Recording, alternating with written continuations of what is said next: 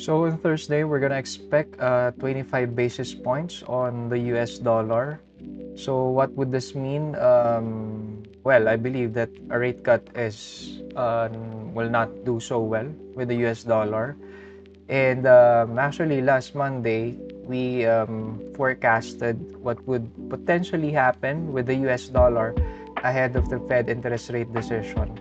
So this was the last video. So if you haven't watched this, you could go to our YouTube channel, ACY Securities, and check out this previous video so that you would know what's the narrative behind a bearish dollar. So looking at the US dollar right now, it actually played out nicely on the downside after reacting on the bearish fair value gap. So this was our bearish fair value gap on the 4-hour time frame.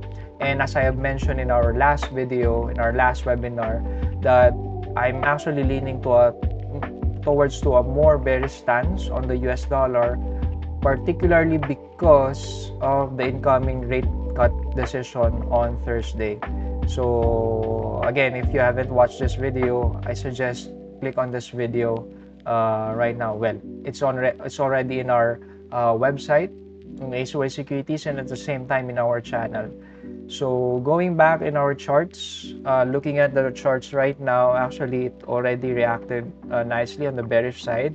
So we could remove this already. And this one also, the bearish previous 4-hour fair value gap. So right now, we already hit the 97,200 level, which is our first target on the US dollar. And actually, before we proceed on a more downside analysis, this was what I have mentioned on Monday. So I was looking for a market structure shift wherein another range would turn out to be a bearish one. So in this case, it actually finally happened on this level after breaking down from this consolidation. So this was our catalyst on a technical standpoint.